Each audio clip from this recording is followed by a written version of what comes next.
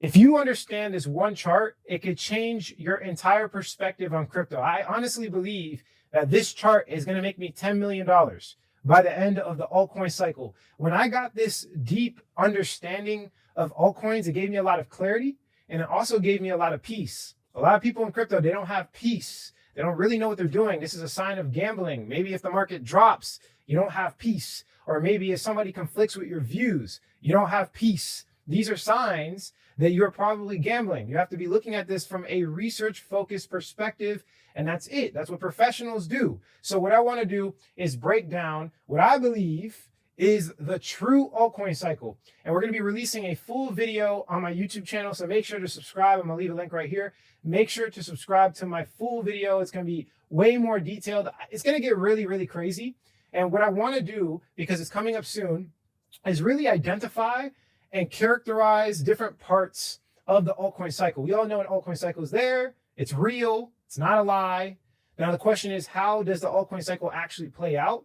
And what coins are going to benefit from the altcoin cycle, right? So I want to dive into that on a deep scientific level. I like looking at things like a scientist so that you can actually figure out what's really going on from an unbiased, unemotional perspective. I always recommend people, when it comes to investing in crypto, to look at things like a scientist. Think about it. If the experiment goes in the wrong way, as a scientist, are you going to get emotional about it? No, you're going to continue to go through with all the tests to figure out the end result. So it's the same thing here. So the first thing I want to show you guys is the overarching cycle. So you see this big curve.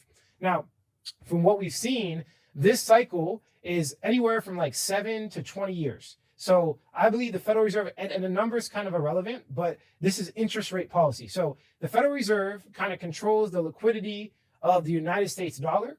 And the United States dollar is something called a world reserve currency. It's the only world reserve currency, meaning all other countries are subjected, they're under the United States dollar. So the Federal Reserve, I believe, essentially controls the liquidity of the entire world. And they have two different parts to its, controlling, which is the contraction, meaning they're deleting money out of the system. They're essentially making it less liquid. And they have the expansion, which is more liquidity in the system. Now, if you're asking right now, they're doing specifically the beginning of an expansion. It's the beginning of an expansion. So essentially, this is them dropping interest rates. They make it cheaper to borrow money. They made it cheaper to borrow money. So right now, they're essentially doing a expansion. So if I were to guess where we were specifically, we're like right here. So I believe there's going to be a steep fall, and I've been talking about this for a while. But long story short, the Federal Reserve controls all economies. So I believe there's no specific situations where the Federal Reserve is going down, bringing all the liquidity down, and the altcoins can somehow miraculously go up. What you guys have to understand is that just the stock market, only the stock market, is worth about $100 trillion. Cryptocurrency right now, with Bitcoin and all altcoins, is only $2 trillion. So, and that's just with the stock market. We're not talking about, real estate of the world. We're not talking about gold and precious metals. We're not talking about any other financial instrument. So we're talking about thousands of trillion, I don't even know the number, right, of how much money's out there in the world that the Federal Reserve has control over. So I believe, yes, altcoin stocks, every financial instrument is subject or under the Federal Reserve. And this is why it's very important to study the Federal Reserve. I study it more than pretty much anything I study, to be honest with you, when it comes to understanding the market direction, right? Understanding what direction the market is going into. So once you really understand that, then this gives you knowledge to where if we're in a bull run or a bear market, right? And so the next step is understanding the other two cycles. Now we have the Bitcoin halving cycle. I've talked about this a lot. You should know this if you're in crypto, but the Bitcoin halving cycle is determined, and that's the orange line in there. So I believe it's like subject to the Federal Reserve, right? So we have the Federal Reserve, right? Big one. Then we have the Bitcoin halving within it. Now the Bitcoin halving is a cycle that is determined off the scarcity of Bitcoin. So what does that mean? There's literally a programmed incentive for scarcity. So they drop the amount of Bitcoin that is mined every 10 to 15 minutes. So let's say hypothetically you're mining gold, right? And let's say you're getting out, 1 ton of gold every day. That's a lot. It's probably a big mining operation, but you get the point. Let's say you get 1 ton. Let's say out of nowhere, like God says, instead of you getting 1 ton, you're going to get half a ton, right? So that's essentially what happens automatically through Bitcoin, through its algorithm. So its algorithm forces the issuance to drop in half roughly every 4 years, not exactly 4 years, because that's not how time works on Bitcoin. There's a different time mechanism for Bitcoin. That's for future videos. But this usually catalyzes the market into a bull run. So when they cut the issuance in half, it increases the scarcity, right? And everybody's like, I need more Bitcoin because Bitcoin's finite. This catalyzes us into a bull market. That happened in February or April, I think. I forgot exactly when. But this happened recently this year. And this is why we've been experiencing a lot of price increase for Bitcoin and altcoins. But I believe that the altcoin cycle is way different from what we've been currently experiencing. So that within the Bitcoin cycle, I believe that this overexcitement. So what happens is people get really excited about Bitcoin and they start looking to the next best thing. So they start looking at altcoins, and we have an altcoin cycle. And this is where you see Ethereum, all these crazy altcoins do 100x's. This is what I focus. This is all my time and energy goes into understanding the altcoin cycle. This is where I make most of my money. This is where pretty much everything happens in the altcoin cycle specifically. So this is right there. We have that cycle, which get catalyzed by Bitcoin. Bitcoin starts first. Everybody starts buying Bitcoin. And then they're like, okay, let's buy the next best thing because Bitcoin doesn't have that much potential. And then they start like researching it and understanding that altcoins also, can make you a lot of money. And it's cheaper, like significantly cheaper. And there's more opportunity altcoins. And then people start buying altcoins. That's usually what happens, okay? Now, there's a third cycle that nobody talks about on the internet. And I believe there's something called altcoin narrative cycles.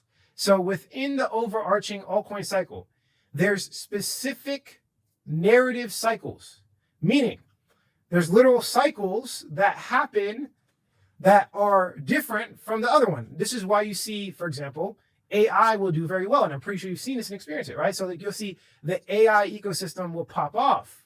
Then you'll see the meme coin ecosystem pop off. These are narrative cycles. These are cycles that are driven within the overarching altcoin cycle that essentially drive ecosystems much higher in proportion to the other narratives. So this is so important, because what you could do, and I've been trying to teach my people in the training, if you guys want to get access to that in my entire research system, I'm going to leave the link right here. You can go ahead and check that out. But in my training, I show people that you can actually cycle your money from one narrative to another. So, and I'm going to go into a full detailed explanation on my YouTube video. But long story short, there's beginning narratives and there's ending the market narratives. Usually the beginning narratives within the altcoin cycle are things that are a little bit more complex to understand, things that sophisticated investors understand, like DeFi, infrastructure, liquidity, things like that. And then towards the tail end of the cycle, the narratives are usually like gaming, NFTs, more cultural type stuff that's easy to understand.